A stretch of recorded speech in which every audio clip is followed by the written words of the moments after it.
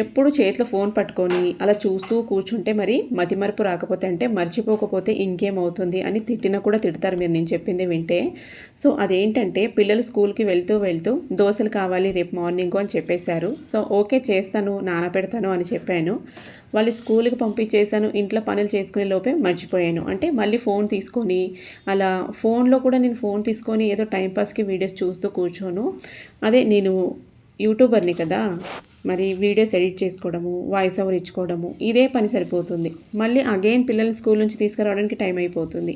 వాళ్ళని తీసుకొచ్చి వాళ్ళకి మళ్ళీ ఫ్రెష్ చేసి తినిపించి వాళ్ళ వర్కులు చేసి మళ్ళీ నైట్ డిన్నర్కి ప్లాన్ చేసేలోపు మళ్ళీ ఇది అయిపోతుంది. అదే డిన్నర్కి అడుగుతున్నా, డిన్నర్కి ఏం చేయాలి అని అడిగితే మార్నింగ్ ఏం చేస్తావు అని మళ్ళీ అగైన్ నన్నే అడుగుతున్నారు పిల్లలు.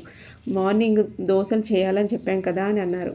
సో ఓకే మర్చిపోయాను కదా అనేసి 5 గంటలు అవుతుంది ఈవినింగ్. 5 గంటలకి ఇదంతా ప్రాసెస్ చేశాను.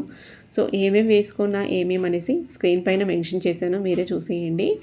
సో ఇది నైట్ టైము, అందరు పడుకున్నారు, పిల్లల్ని కూడా పడుకోబెట్టి నేను పిండి రుబ్బుకుంటున్నా. సో నైట్ పడుకునే లోపు ఎలాగో 4-5 గంటలు అవుతుంది, ఆ లోపు నానిపోతుంది అనేసి నైట్ పడుకున్నప్పుడు ఇలా పిండి రుబ్బాను.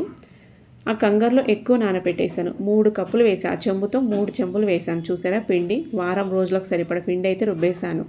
ఈ పిండిని ఇప్పుడు అలాగే పెట్టేశానంటే గ్యాస్ బండ నిండా దోశలే వచ్చేస్తాయి తెల్లారేలోపు.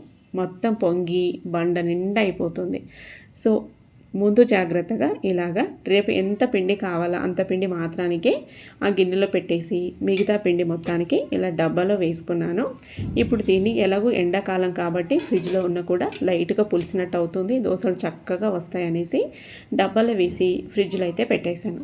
మిగతా పిండిని చూడండి, ఇది మార్నింగ్ కావాల్సినంతే పెట్టేసుకున్నాను. ఇప్పుడు ఈ పిండిని బాగా నీట్గా ఇలా గరిటెకున్నదంతా తీసేసి దీన్ని ఇప్పుడు నైటు పులియడానికి పెట్టేస్తున్నా. పొద్దున కల్లా చూడండి చక్కగా ఇలా పులిసింది.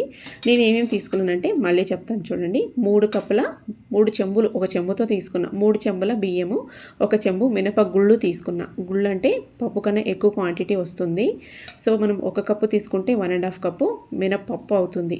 1 కప్పు అంటే 1 చెంబు మినపగుళ్ళు తీసుకున్నాను. 2 టీ స్పూన్ల పచ్చిశనగపప్పు, 2 టీ స్పూన్ల సగ్గు బియ్యం, 1 టీ స్పూను మెంతులు, తర్వాత మళ్ళీ ఒక 2 గుప్పెళ్ళు అన్నీ, అంటే 1 చెంబు నిండా అటుకులు వేసి నానబెట్టుకున్నాను. సో చూడండి దోశలు ఎంత బాగా చక్కగా కలర్ వచ్చావో. నేను పిండిలో పంచదార వేయలేదు, ఏమి వేయలేదు, రుచికి సరిపడా ఉప్పు ఒక్కటే వేశాను. చాలా మంచి కలర్ వస్తుంది. అండ్ ఇదే పిండితోనే రకరకాలుగా చేసుకోవచ్చు మనం దోశలు కానీ ఇంకా టిఫిన్ రెసిపీస్. నచ్చితే లైక్ చేయండి, షేర్ చేయండి. మరిన్ని వీడియోస్ కోసం స్వీటీ కిచెన్ని ఫాలో అవ్వండి.